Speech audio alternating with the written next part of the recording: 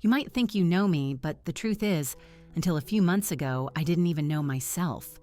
At 72, I thought I had lived a full life, only to discover that my ending was, in fact, a new beginning. And it all started with a phone call. The voice of my daughter, Clara, on the other end of the line was cold, almost mechanical, as if she were reading from a script I was not privy to. She had just sold my lake house and my car, and just like that, with a simple goodbye, she discarded me. She abandoned me, left me with nothing, or so she thought. But before I go on, please make sure you're subscribed to the channel and drop a comment below. Where are you watching this video from? We love to know how far our stories are traveling. My name is Eleanor Vance. I am 72 years old, and until that moment, I thought I knew my daughter. My husband Richard had passed away 6 months prior. He was gone in a flash, a massive heart attack while we were having breakfast, exactly as we had done every morning for 48 years. That morning, he poured my coffee with cream and brought me my toast. He kissed my forehead and said, "Good morning, my love." Those were his last words. Since then, Clara had been more present in my life, or so I believed. She visited 3 times a week, helped me with the funeral arrangements, and took me to the supermarket. She even suggested I see a doctor for a general checkup. "Mom, you need to take better care of yourself now that you're alone," she would say, with that smile I thought was born of love. But I understand now it was all for convenience.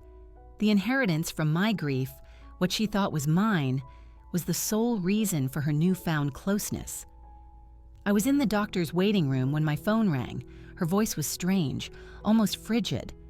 "Mom, we're leaving for a trip to Europe tomorrow. I've already sold your lake house and your car. We needed the money. Goodbye." And she hung up just like that. 48 years raising her, sacrificing for her, and she threw me away like trash.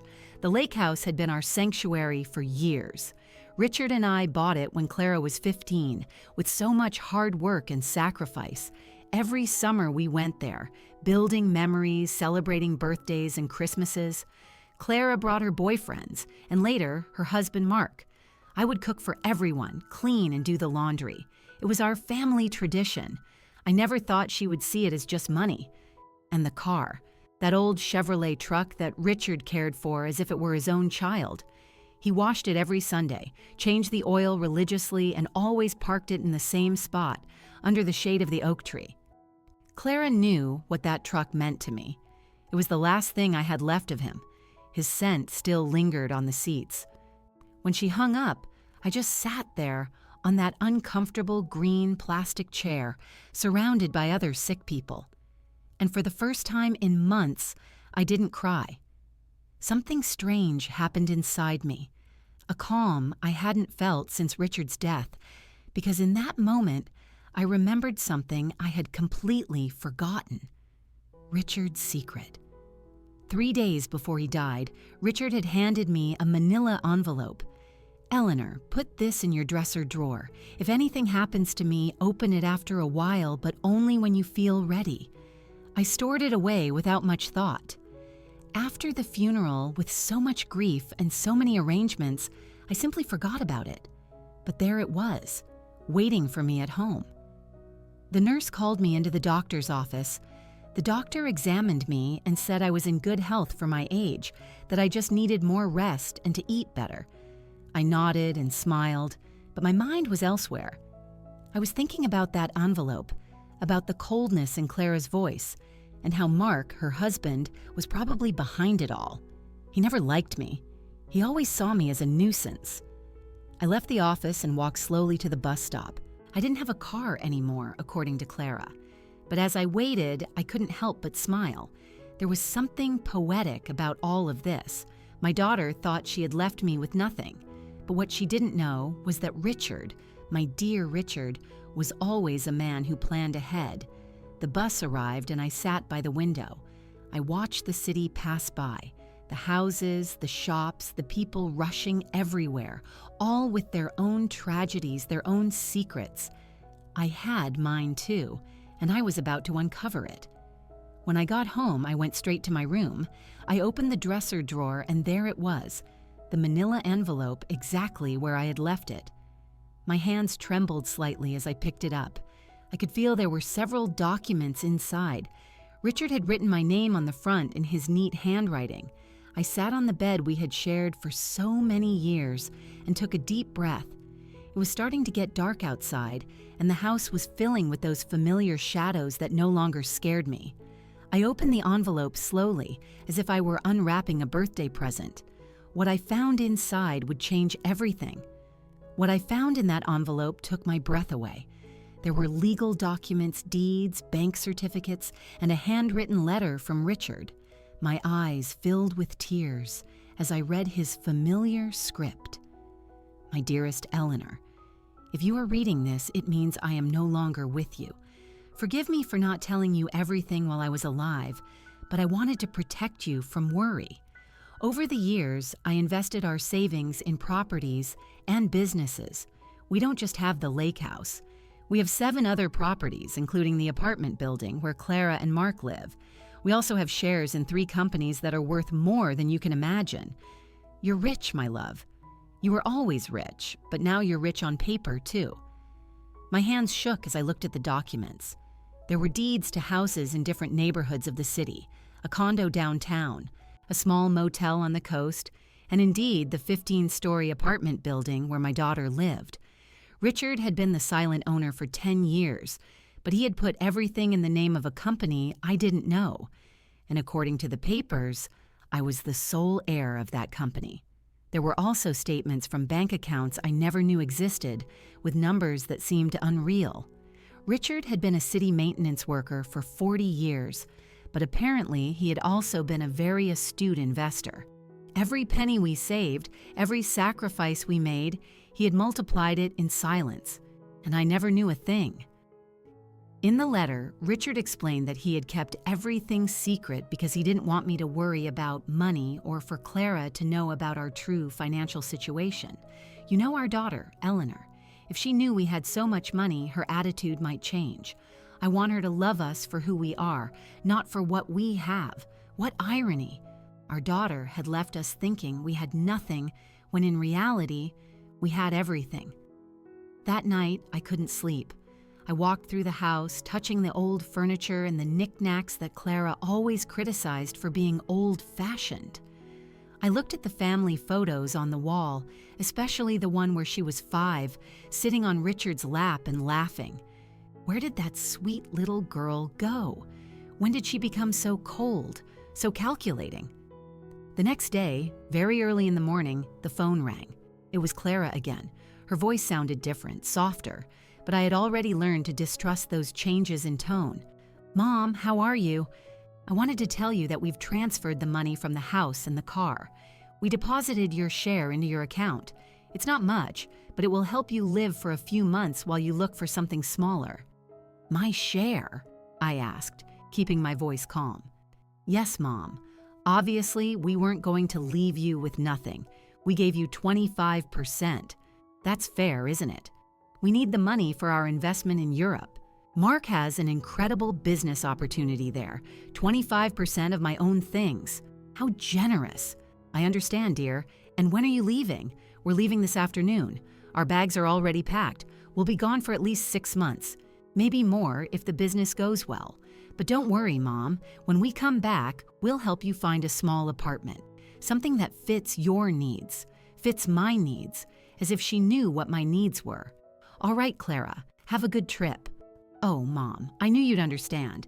You've always been so understanding. We love you so much." And she hung up. I stood there with the phone in my hand, and for the first time in months, I laughed.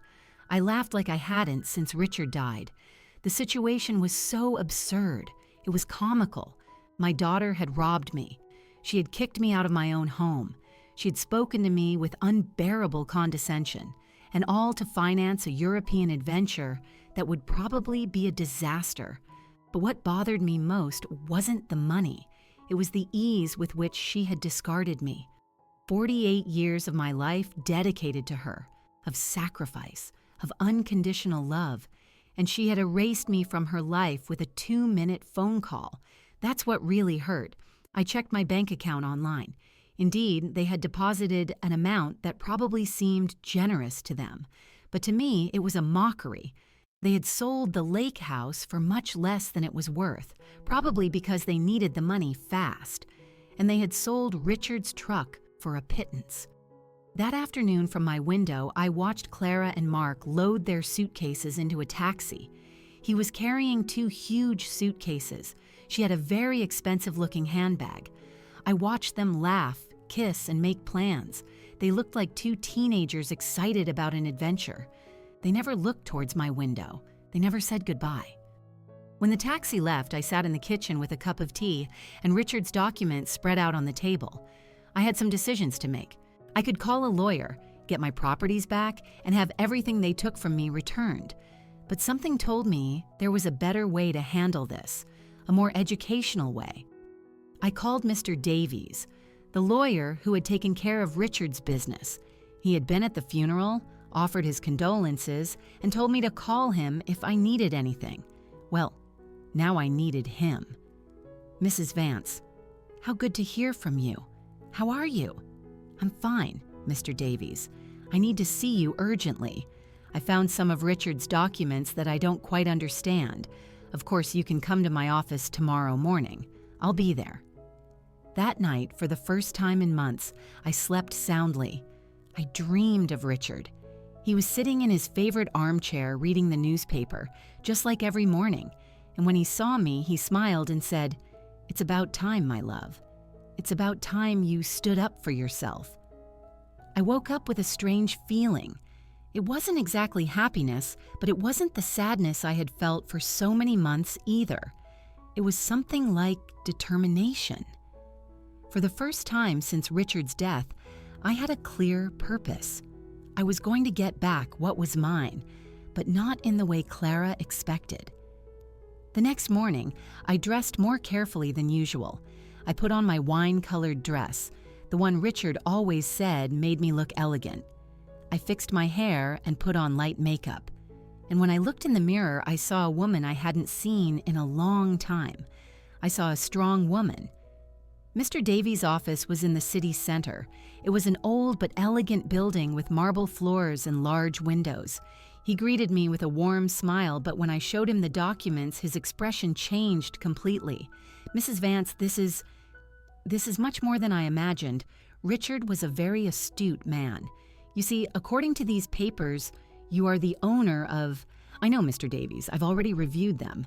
What I need to know is what I can do legally. Mr. Davies explained that everything was in order, that the documents were legitimate, and that I was the legal owner of all those properties. He also confirmed something I already suspected. The sale of the lake house was illegal, because Clara had no right to sell it. We can recover the house immediately, Mrs. Vance, and we can also proceed with legal action against your daughter for fraud." "No, Mr. Davies. I don't want to proceed with legal action. I want to do it another way. I want everything to remain secret for now. Can you help me?" He looked at me with curiosity but nodded. "Of course. You are my client. What do you need?" "I need you to recover the lake house discreetly. Do whatever is necessary to nullify that fraudulent sale. And I need you to help me gain real control of all my properties, especially the building where my daughter lives. I understand. It will be a process that will take a few weeks, but it is completely feasible." Perfect. And Mr. Davies. I need no one to know I'm behind all this, at least for now. When I left his office, I felt as if I had woken up from a very long dream. I walked through the streets of the city center, watching the people, the buildings, the life that continued as normal. But for me, everything had changed. I had a plan. The following weeks were the strangest of my life. Officially, I was a poor widow who had been abandoned by her daughter, but secretly, I was a wealthy woman, quietly orchestrating the recovery of my assets. Mr. Davies worked efficiently, and every few days he would call me with updates on the progress of the legal proceedings. I decided to stay in my house for now. It was mine, after all, though Clara probably expected me to move into a single room. Every morning I would wake up, have breakfast at the same table where Richard and I had shared so many years, and then go for a walk around the neighborhood. The neighbors greeted me with that mix of pity and curiosity they reserved for recent widows. Mrs. Gable, my lifelong neighbor, approached me one afternoon while I was watering the plants in front of the house. "Eleanor, dear, is it true that Clara went to Europe and left you all alone?" "Yes, Mrs. Gable. She left with Mark. They have business plans over there. And how are you going to live, dear? We all know Richard didn't leave much money. If only you knew," I thought. "Don't worry, Mrs. Gable. I'll be fine. Do you need anything? I can bring you some food, help you with the shopping. You're very kind, but I'm fine, really." Mrs. Gable looked at me with that expression I knew well. It was the same look I had received after the funeral, compassion mixed with a bit of relief that it wasn't her tragedy. "Well, you know where to find me if you need anything." These conversations repeated constantly. The butcher, the baker, the lady from the corner store. They all spoke to me in that soft tone they use with the unfortunate, and I would nod, smile, and thank them for their concern. But inside, a part of me enjoyed this performance. It was like living a double life. Mr. Davies called me on a Wednesday morning. "Mrs. Vance, I have good news. I managed to nullify the sale of the lake house. The buyers didn't know the sale was fraudulent, so they got their money back without any problems. The house is yours again." "Excellent, Mr. Davies. And the building where Clara lives? That's more complicated. Technically, you were always the owner through the company, but we need to make some administrative changes for you to have direct control. That should take about 2 more weeks. Perfect. Keep me informed." After hanging up, I sat in the kitchen with my coffee and thought about Clara. She had been in Europe for 3 weeks, and I hadn't heard anything from her. No calls, no messages, not even a postcard. To her, I had ceased to exist the moment she got the money she needed, but I knew that was about to change. I decided to visit the lake house. I took the bus to the coast, the same route Richard and I had taken hundreds of times. The house was exactly as I remembered it, small, painted cream-colored with a porch overlooking the lake. The new owners had put some potted plants on the stairs, but other than that, everything was the same. I sat on the curb across the street and looked at it for an hour. I remembered the summer afternoons when Clara was little, running on the shore and building sandcastles. Richard grilling fish on the barbecue while I made salads in the kitchen. Clara bringing friends, then boyfriends, then Mark. All those happy moments that she had reduced to a simple business transaction. An elderly man came out of the house and saw me sitting there. He approached me with curiosity. "Ma'am, are you all right?" "Yes, thank you. I'm just reminiscing." I knew the old owners. Yes, I knew them very well. "What a shame what happened," the man continued. "They told us the elderly lady was very sick and needed to sell quickly. We thought it was a great deal, but it turned out the sale wasn't legal. We had to return the house." "Did you know them personally?" I asked. "No. We did everything through intermediaries, but they told us the daughter was taking care of everything because the mother couldn't. What a sad situation. If you only knew how truly sad it was," I thought. "Well, I'm glad you didn't lose your money. Yes, luckily everything worked out, although now we have to look for another house. We really liked this one." I left there with a heavy heart. It wasn't just the money that hurt. It was the ease with which Clara had lied. She had invented a story about my illness.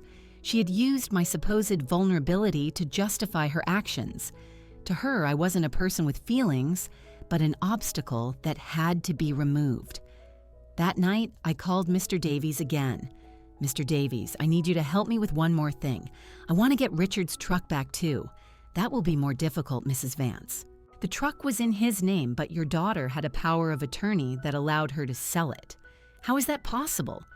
Apparently, you signed that power of attorney a few months ago, after your husband's death. Don't you remember? There it was, the moment Clara had started planning all this. I vaguely remembered signing some papers she had brought me, telling me they were to facilitate the funeral and inheritance arrangements. I had been so confused by grief that I signed without reading. How naive I had been. I understand, Mr. Davies. Is there any way to get it back? We can try, but it will be more complicated. We would have to prove that you signed that power of attorney under deception or duress. Let's do it. I want to get back everything they took from me. In the following weeks, I developed a strange routine.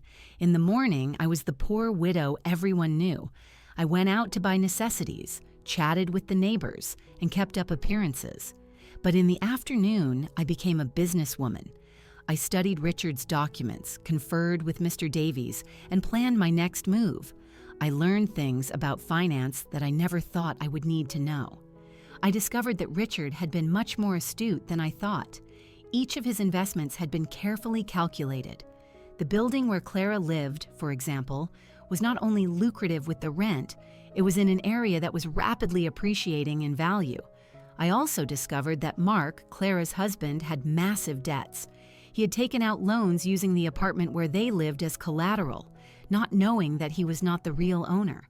When the banks discovered that, he would be in serious trouble. Mr. Davies called me on a Friday with important news. "Mrs. Vance, we've finished all the paperwork. You now have full control of all your properties. I also managed to recover Richard's truck."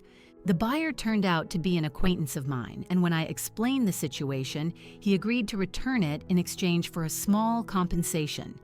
"Excellent work, Mr. Davies. Now I need you to help me with one more thing. I want you to send a letter to my daughter." "What kind of letter?" "An eviction notice." There was silence on the other end of the line. "Mrs. Vance, are you sure you want to do this? After all, she is your daughter." "Completely sure." She decided I wasn't important in her life. Now she's going to find out just how important I really am. I understand. "Do you want me to send it to Europe?" "No. I want you to deliver it when she returns. I have a feeling it will be very soon." I was not wrong. That same afternoon, Mrs. Gable came running to my house with fresh neighborhood news. "Eleanor, did you know that Mark is in trouble with the bank?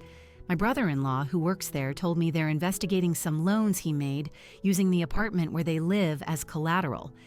But it turned out the apartment isn't his." "Really?" "Yes. And it seems Clara didn't know anything. They're saying she's going to have to come back from Europe to sort this out. What a complicated situation." "Yes. And the worst part is, it seems Mark lied to her about the business in Europe. There was no business. He just wanted to flee the debts he had here. Perfect. Everything was working out exactly as I had hoped. Clara had trusted Mark. She had sacrificed her relationship with me for him, and now she was discovering that he was not the man she thought he was. That night, I sat on the porch with a cup of tea and looked at the stars. Richard used to say that the stars were the souls of people who had lived a full life, watching over their families from the sky. If that were true, then he was up there, watching his plan unfold perfectly. "Thank you, my love," I said to the sky. "Thank you for taking care of me even after your death." The next day, Mr. Davies called me early. "Mrs. Vance, I have some news. Your daughter has just arrived in the country. She's at the airport, alone." "Alone?" "Yes. Apparently, Mark stayed in Europe. There are rumors they had a very big fight." "I see. Did you send the letter?" "I'll send it today. She'll receive it tomorrow." I hung up the phone and stood there in the kitchen, feeling a mix of nervousness and anticipation. After so many weeks of silent planning, the time for the first real move had finally arrived. Clara was about to discover that her mother was not the helpless victim she believed her to be. Clara arrived at her apartment on Tuesday night. I knew because Mrs. Gable, who seemed to have informants all over the world, told me the next day. "Eleanor, your daughter is back in her apartment. I saw her go in with a suitcase, but she looked terrible. Pale, with dark circles under her eyes, as if she'd cried the whole flight. Alone. Completely alone. And something strange, Eleanor. When the doorman asked for her keys, she didn't have them. She had to ask the concierge to let her in with the emergency copy. Interesting. Mark had the keys, which meant he had probably decided not to come back. Or maybe Clara had discovered something about him and had fled. In any case, my daughter was back, and she would soon receive my little welcome gift. Mr. Davies called me that same afternoon. Mrs. Vance, the letter was delivered an hour ago. The doorman confirmed that your daughter received it personally. Perfect. How much time did we give her? 30 days to vacate the apartment, according to legal standards. But Mrs. Vance, are you sure you want to do this? After all, she is your daughter. Mr. Davies, my daughter kicked me out of my own home with a 2-minute phone call. She sold my things without asking. She treated me like trash. Now she's going to learn that actions have consequences. I understand. I just wanted to make sure you had considered all the implications. I have considered them, Mr. Davies. All of them. That night, I couldn't sleep. I lay awake, imagining Clara's face when she read the letter. The initial confusion, then the disbelief, then the panic. She would probably think it was a mistake, that someone was trying to trick her. But when she called to check, she would find out that it was all completely legal. The next day, as if waiting for my call, the phone rang at 8 in the morning. It was Clara, and her voice sounded desperate. Mom, I need to talk to you urgently. Good morning, dear. How was Europe? Mom, I don't have time for this right now. I received a very strange letter yesterday. It says I have to vacate my apartment in 30 days. It must be a mistake, right? Do you know anything about it? An eviction notice. How strange. From whom? From a company I've never heard of. It's called... Wait, let me find the letter. Vance Investments, LLC. Do you know that company? Richard had used his own name for the company. How poetic. No, dear. I've never heard that name. Are you sure the letter is legitimate? That's what I want to find out. Mom, I need your help. I don't know what to do. Mark left me in Europe. He ran off with another woman, and now I come back to this. I don't understand what's happening. There was the confirmation. Mark had abandoned her. Probably when the money ran out or when he realized the legal troubles back home were more serious than he thought. Poor Clara. She had sacrificed her family for a worthless man. I'm so sorry, dear. Where are you now? I'm at the apartment, but I don't know for how long. Mom, can I come see you? I need to talk to someone. I don't have anyone anymore. The irony was perfect. Now that she was left without the man she had abandoned me for, she remembered she had a mother. Of course, dear. Come whenever you want. I'm on my way. I hung up the phone and looked at myself in the mirror. I had to be perfect for this performance. I put on my most conservative gray dress, tied my hair in a simple bun, and practiced my expression of a concerned but resigned mother. When Clara arrived, she would see exactly what she expected to see, a poor, vulnerable widow who had been abandoned by her own daughter. Clara arrived an hour later. When I opened the door, I was shocked at how bad she looked. She had lost weight, had deep dark circles under her eyes, and her expensive clothes looked wrinkled and unkempt. Her eyes were red from crying. "Mom," she said. And for a moment, I thought she was going to hug me, but she stopped as if she suddenly remembered how things had ended between us. "Come in, dear. Do you want some coffee?" "Yes, please." We sat in the kitchen at the same table where I had read Richard's documents weeks ago. Clara looked small in that chair, lost. Exactly like when she was a little girl and came to tell me about her problems at school. "Mom, I'm sorry for the way I left. I know I didn't treat you well. It's in the past, dear." "No, it's not. I treated you badly. I said horrible things.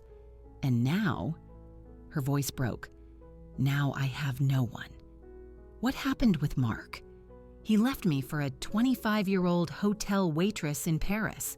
It turns out there was never any business in Europe. It was all a lie. He just wanted to flee the debts he had here and use the money from the sale of your house to finance his adventure. All the debts? Yes, Mom, so many debts. It seems he had been taking out loans for years, using the apartment where we lived as collateral. But now I find out he wasn't the owner of the apartment. How is that possible? Here was my chance. I don't know, dear. Property matters are very complicated. The problem is, now the banks are after me for his debts. They say that since we were married, I'm also responsible. And on top of all this eviction notice. "Mom, I don't know what to do. I have no money, I have no job, I have nowhere to live."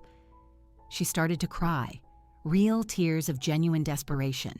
And for a moment, my mother's heart softened. I wanted to hug her, comfort her, tell her that everything would be okay. But then I remembered the coldness in her voice when she called me from the doctor's office, the ease with which she had discarded me, the way she had spoken to me as if I were a burden. "Did you talk to a lawyer about the letter? I don't have money for a lawyer, Mom. We spent all the money in Europe. Mark took what little was left when he ran off with that woman. So, what are you going to do?" "I don't know. I thought maybe I could stay with you for a while, just until I find a job and get a small place to live."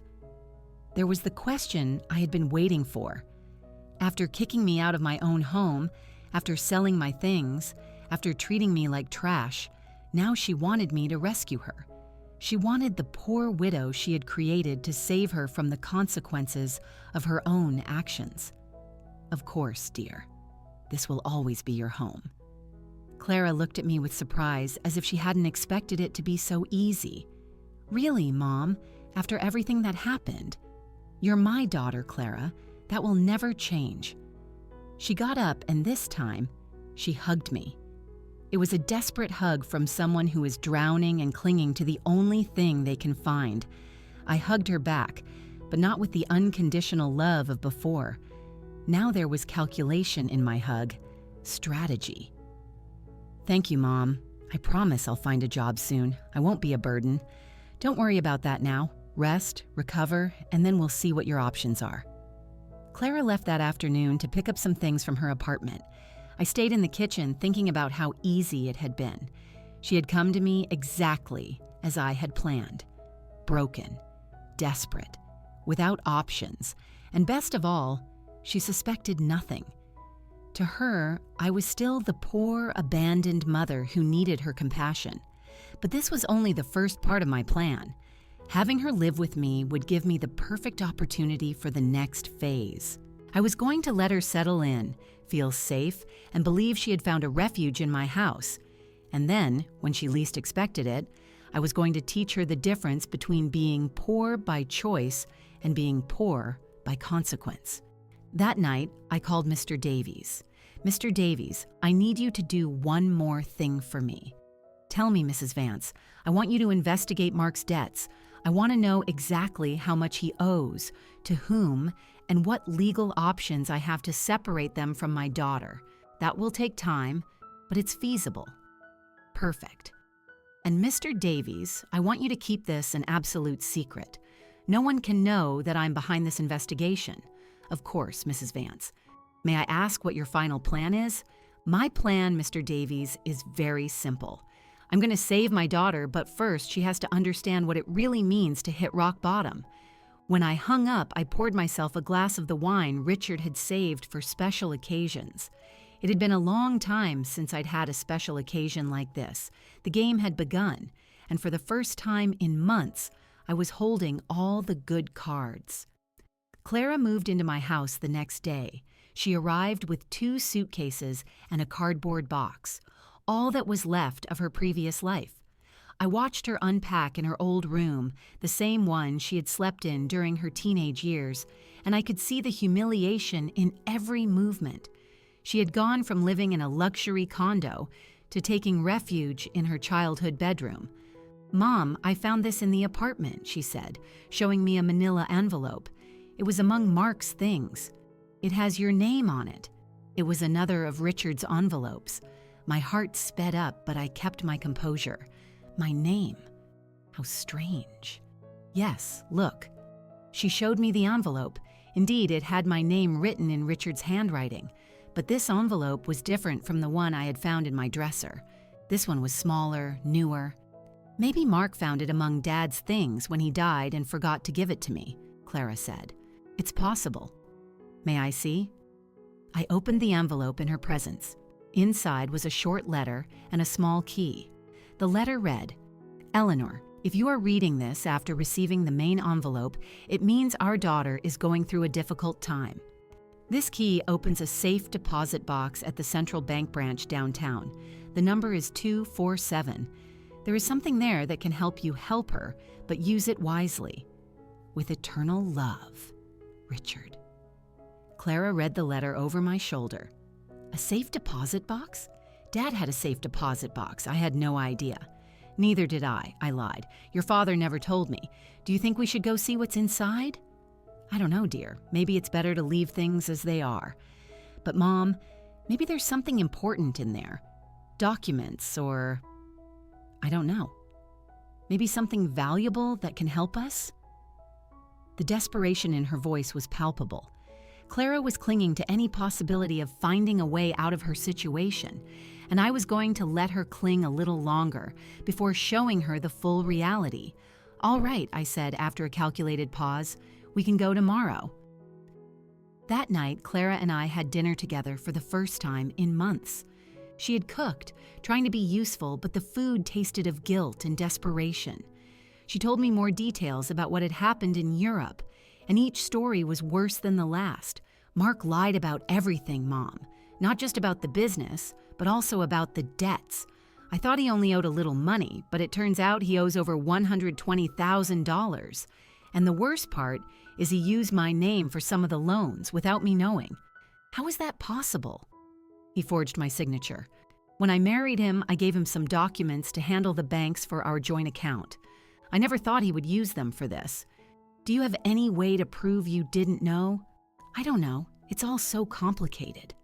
The banks say that since we were married, I'm responsible for all his debts anyway.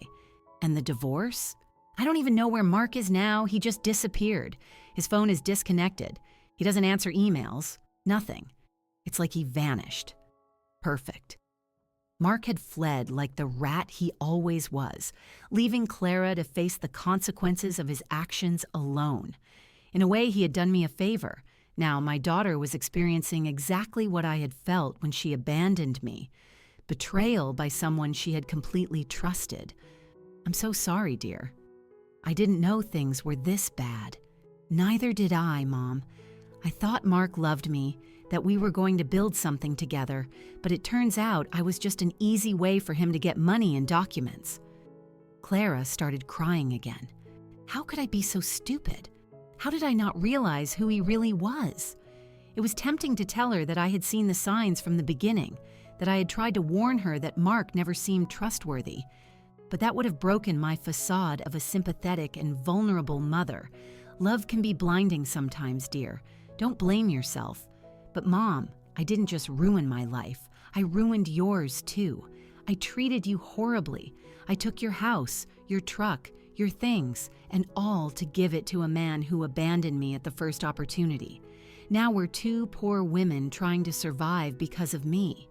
If she only knew, I thought, that at this very moment I had more money than she could possibly imagine, that I was the owner of the building where she lived, that I could solve all her problems with a single phone call, but it wasn't time yet. The next day, we went to the bank. Clara was nervous, hopeful. I maintained my act as a confused widow who didn't understand much about finances. The bank employee took us to the safe deposit boxes. He verified my identity and opened box number 247. Inside were jewels, lots of jewels. Rings, necklaces, bracelets, earrings. I recognized some pieces as heirlooms from Richard's family. Others were completely new to me. There was also a letter explaining the origin of each piece and its approximate value. Clara gasped. Mom, this must be worth a fortune. You think so? Yes. Look at this emerald in this pearl necklace. Mom, Dad kept a treasure here. According to Richard's letter, the jewels were worth approximately $200,000. It was a significant amount, but it was nothing compared to the rest of my assets. It was like finding some coins under the sofa when you have $1 million in the bank. What do we do with this, Mom? I don't know, dear. They're family heirlooms. But Mom, we could sell some of the pieces. With this money, you could get your lake house back, and I could pay off some of Mark's debts. There it was again. Even when she found something valuable, Clara's first reaction was to think about how to use it to solve the problems Mark had created. She still hadn't learned anything. Are you sure you want to use your father's inheritance to pay off Mark's debts? What other choice do I have, Mom? If I don't pay something soon, the banks will seize everything I have. And technically, I don't own anything. Everything was in Mark's name. Think carefully, dear. After you sell these jewels, you can't get them back. I know, but what else can I do?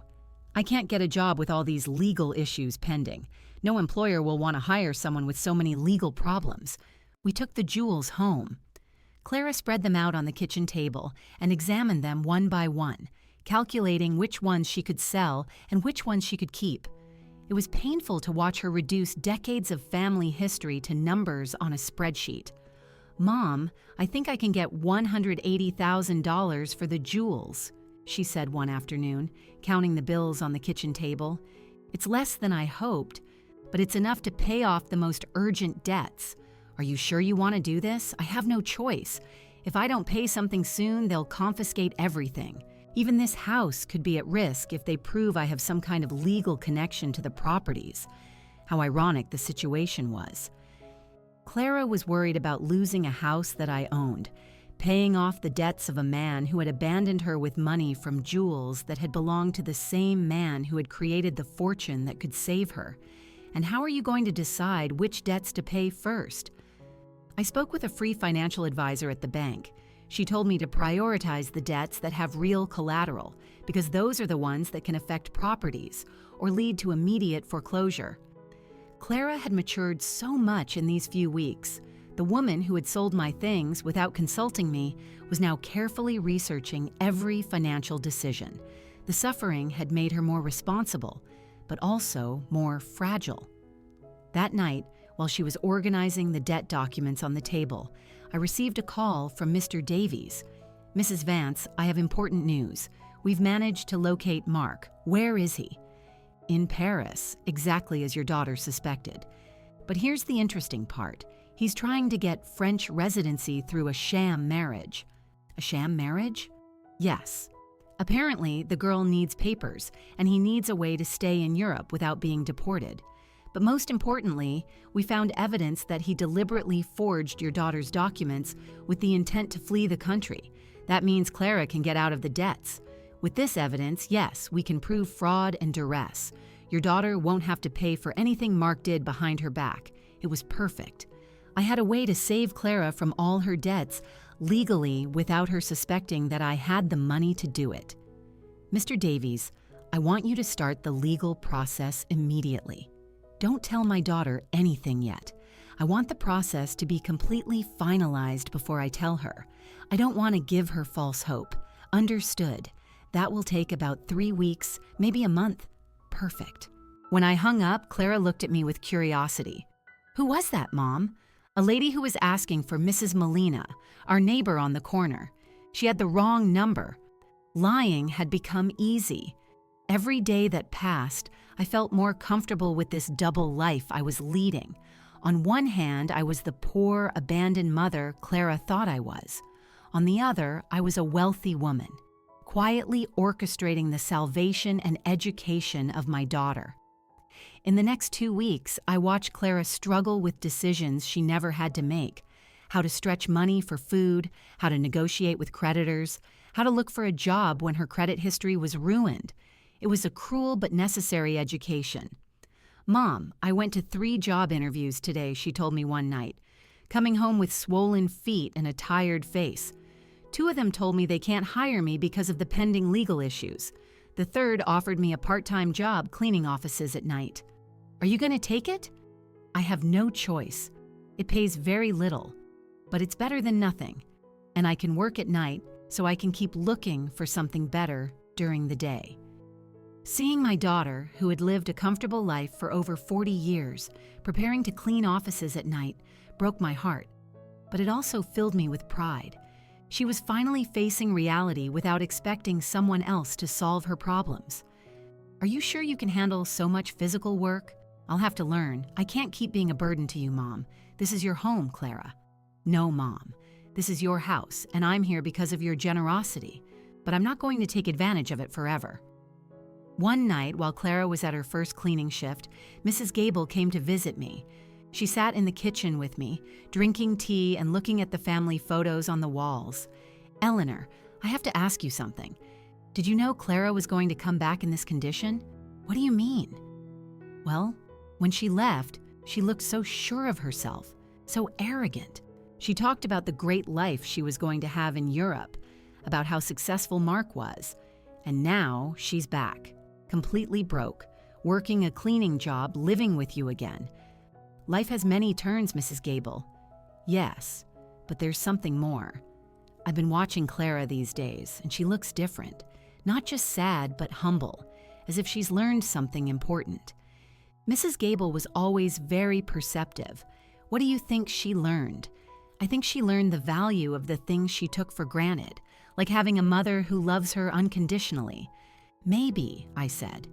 Eleanor, can I tell you something? Mrs. Gable continued. When Clara left and treated you so badly, many of us thought you would never forgive her. But here you are, taking care of her again, giving her a home when she has nowhere else to go. She's my daughter, Mrs. Gable. Yes, but not all mothers would do what you're doing, especially after being treated the way you were. If Mrs. Gable knew the whole truth, that I had the power to solve all of Clara's problems, but was choosing to let her suffer a little longer so she would learn the complete lesson. Do you think I'm doing the right thing? I think you're doing what a good mother would do, but I also think Clara needs to fully understand what she lost when she abandoned you. What do you mean? I think she needs to value you, not just as the mother who rescues her when she's in trouble, but as the strong woman who built a stable life for 48 years. She needs to respect you, not just need you. Mrs. Gable had hit the nail on the head. That was exactly the point of my whole plan. I didn't want Clara to come back to me out of desperation. I wanted her to come back out of genuine, mature respect and love. And how do you think that can happen? I think it's already happening. I've seen her these last few days, Eleanor. The way she talks to you now is completely different. She's no longer the daughter who gives you orders or treats you like a burden. Now she's an adult woman who is genuinely grateful to have a mother like you. That night, when Clara returned from work, I saw her arrive tired, but with a new dignity. She had earned those few dollars with her own effort, and that meant something to her. How was your first day? Hard, but not so bad. It's not a job I thought I'd have. The other ladies who worked there helped me a lot. One of them, Mrs. Juarez, taught me tricks to clean more efficiently. Mrs. Juarez? Yes. She's 60 years old and has been cleaning offices for 20 years. She told me she started after her husband left her with 3 young children. She says it's not the job she dreamed of, but it gave her independence and dignity. She sounds like a wise woman. She is. And she made me understand something important. It's not about the money you have, but how you use it and how you relate to it. Clara sat with me on the sofa. Mom, I want you to know that I've made a decision. I'm going to continue living here with you, but not as a daughter who has returned to her parents' house. I want to stay here as an adult woman who chooses to share her life with her mother. What's the difference? The difference is that I'm going to pay my share of the expenses. I'm going to contribute to the upkeep of the house, and I'm going to treat this relationship as a partnership between 2 independent women who love and respect each other. Clara, you don't have to do that. Yes, I do. Mom, I need our relationship to be different from what it was before. Before, I was a daughter who took her mother's love and care for granted. Now I want to be an adult woman who values and cares for the most important relationship in her life. And your job? I'm going to keep working, but not necessarily cleaning offices forever. I want to go back to school. I want to prepare myself to do something more meaningful with my life, but I want to do it step by step, earning every opportunity. Do you have any idea what you want to study? Yes, I want to study social work. These last few weeks have taught me how many people are going through difficult situations without anyone to support them. I want to use the resources we have to help other women who are going through what I went through. It was perfect. Clara had not only learned to value what she had, but she had found a way to use her experience for something constructive. And Mark?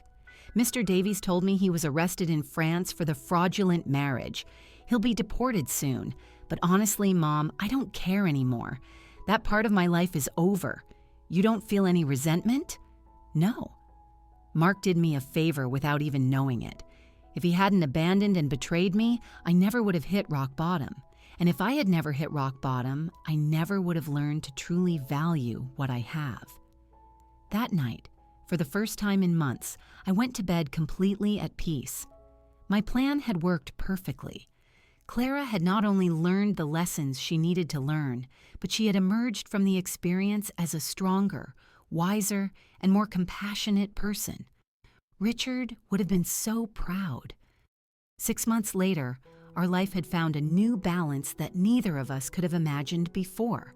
Clara finished her social work studies with excellent grades, and I decided to use some of my resources to establish a foundation to help women in situations of domestic violence and financial abandonment. Mom, the letter from the university arrived, Clara said one morning, entering the kitchen with an envelope in her hands. I was accepted into the master's program. I start next semester. But Mom, I want you to know that I'll pay for it with my own savings. I've been saving money from my job in the city. The salary wasn't high, but she had learned to live with the essentials and to value every dollar she earned. Are you sure? We can easily pay for the master's. I know, but I need to do it on my own. It's part of who I am now. Mrs. Gable came to visit us that afternoon, as she had done every Friday for the past few months. She had become a confidant for both of us, watching our transformation with fascination. Eleanor, I have to confess something, she said, pouring herself a second cup of tea. At first, I thought you were very cruel to Clara. And what do you think now? Now I think you were the wisest mother I've ever known. Look at your daughter. Really, look at her. It was true. The Clara who was in the living room studying for her exams was completely different from the one who had gone to Europe months ago. This Clara had a serenity that came from within, a confidence that was based on her own achievements, not on material possessions. Did you know I saw Clara at the supermarket yesterday buying vegetables for a family she's helping through her job? She hadn't told me. And when I asked her why she was using her own money instead of the government budget, she told me that some things can't be measured in official budgets. That night, Clara and I had dinner on the porch, something that had become a tradition. It was our time to talk about the day, plan the future, and simply enjoy each other's company. Mom, I received a very strange letter today, she said, cutting her salad. From whom? From Mark. My muscles tensed. Mark? He wrote to you? From where? From prison in France. Apparently, he was sentenced to 2 years for marriage fraud. In the letter, he says he regrets everything he did and wants to ask for my forgiveness. And how do you feel about that? Honestly, I feel nothing. No anger, no sadness, no desire for revenge. It's as if that part of my life happened decades ago, not months ago. Are you going to respond? No. Not because I hate him, but because there's nothing to say. The Clara who married him no longer exists. This Clara has nothing to discuss with him. I was impressed by the maturity in her voice. The woman sitting across from me had developed an inner strength that came from hitting rock bottom and getting up on her own. Do you know what this whole experience taught me, Mom? What? That true love isn't the one that tells you what you want to hear. True love is the one that teaches you what you need to learn, even when it hurts. It's a hard lesson to learn, but it's a necessary one. Mark told me what I wanted to hear. He made me feel special. He convinced me that I deserved a life of luxury without effort. You taught me that true wealth comes from hard work, respect, and genuine relationships. That night, after Clara went to her room to study, I sat on the porch alone, looking at the stars and thinking about Richard. I had promised him I would take care of our daughter, and I finally felt that I had fulfilled that promise in the right way. I hadn't taken care of her by giving her money when she needed it. I had taken care of her by teaching her to take care of herself. I hadn't saved her by solving her problems. I had saved her by allowing her to learn to solve them on her own. The next day was Sunday, and we had planned to visit the lake house together for the first time since I had recovered it. Clara hadn't wanted to go before, saying she needed time to process everything that had happened. "Are you ready?" I asked as we got into the truck. "I think so." The drive was quiet but comfortable. When we arrived, Clara stayed for a moment in the truck, looking at the house where we had spent so many family summers. "It looks exactly the same," she said finally. "Some things don't change, but others do. I'm not the same person who sold this house. We went in together. The house was clean and tidy, exactly as Richard and I had kept it for years." Clara walked through each room, touching the furniture and looking at the family photos hanging on the walls. "Mom, I want to apologize. You've already apologized, dear. No, I want to apologize specifically for this house. Not just for selling it, but for reducing all our family memories to a business transaction. You're forgiven. This house represents 40 years of family summers, of birthdays, of Christmases. Dad built that porch with his own hands. You planted that garden. I learned to swim at that beach, and I turned all of that into money to finance the adventure of a worthless man." She sat on the sofa where Richard used to read on Sunday mornings. "Do you know what hurts me the most?" "What?" "That when I sold it, I felt nothing. It was just another property. Now, being here again, I can feel Dad in every corner. I can hear his laugh, smell his breakfast, see his reading glasses on the table. He's here, Clara. He's always been here." "I know. And I also know he's proud of how you handled all this.